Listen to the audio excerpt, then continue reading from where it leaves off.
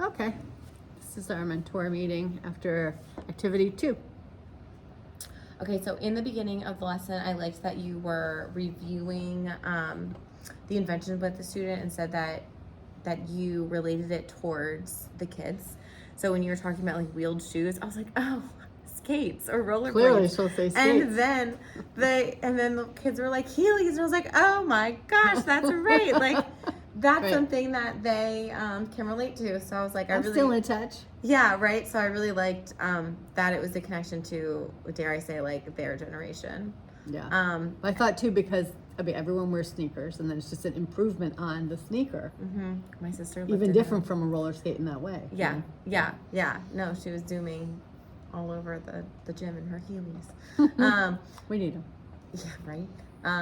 Okay, and then I reviewed I liked how you reviewed what a sketch was, how it's not the same as a detailed observation drawing because it wasn't. And that's what you created last week. So like you had tied in the detailed observation from last week, them zooming in on the different parts of the bird, and now it is it's an elaboration because it's an invention, it's the creativity, it's something new, and the students could identify the differences between a sketch and the observational drawing, and then they were writing to brainstorm their own ideas in their new invention. So you definitely met the cusp of reviewing, making sure they understood and met mastery, and then you were moving on. Okay, good. For the standards part. Yeah. And then I would have really liked to have heard the students interact with each other about their invention. Yeah. So a few of the videos were obviously like you asking them questions, but I would really like to hear their banter amongst themselves. Like obviously you providing those questions of like what to ask each other, but I think the conversation between the kids would have been way more organic.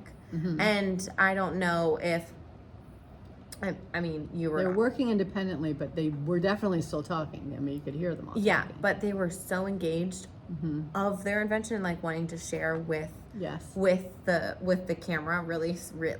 But I just would have liked to have heard the conversations without them like having an adult. Yeah. It's hard to do, as you know, in these groups with this time limit. It is. I barely got all of them interviewed in a sense. It's so hard, and especially finding the time to record that conversation. Even though most of the time we hear that conversation as we walk up and down the room. Right. We can't say like, "Oh, go back and do that again," because they're gonna be like, "What? Huh? What do you mean?" Right. And I had also said that's a good suggestion. Allowed the students to review their their detailed observation drawings and have pick the difference between observation and to have them compare them? Yes. So that's a good idea. The differences between the observational drawings and the sketch of their invention, so that the visual learners could have connected to the two vocabulary words. Yeah, very good. Because obviously the detailed, it's like a contour line drawing, and it's clean and it's labeled, and like there's way more, and then really the sketch is more gestural. So if they see those two, they would at least have been able to connect it, that vocab word to like the practice. Yeah, that's a good point. Yeah. Even just seeing that like they're drawing something that they're looking at rather than opposed to like where they're creating it in their head and drawing it out. Yeah. So that's a whole nother. Yeah, exactly. And then I thought that you're getting more confident in front of the group discussions. But what I would have liked to see or hear more of the student answers, not like I don't need to see it in like it could have just been audio. I don't know, but I also don't know how to get that. Their answers when I ask a question? Or just like table talk. Yeah. But you don't know what you're going to get with table talk. Right. I mean, I think they answered more this time than the first video. Yeah.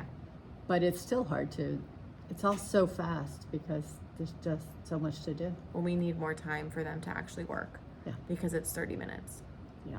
It's 30 minutes. They can just get the concept out and then the class is over. It's really difficult. Yeah. Yes. Yeah. But that's why that's what we're working on here. But that's why I really like you breaking down each skill. really, because it's a skill. Like, it's a learned skill. Mm-hmm.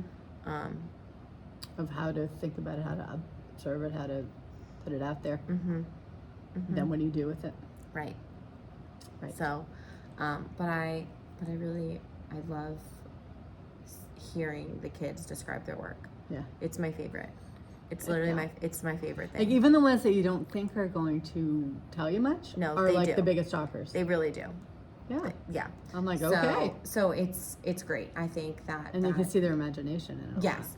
And you also create that space so that they're comfortable enough to tell you the world. Right. Which is cool. Which is great. Yeah. And that's literally half the battle of having a great classroom is having that environment being super comfortable. So, Good. yeah. Okay. All right. Well, thank you. Welcome. Yeah, I'll take all those notes.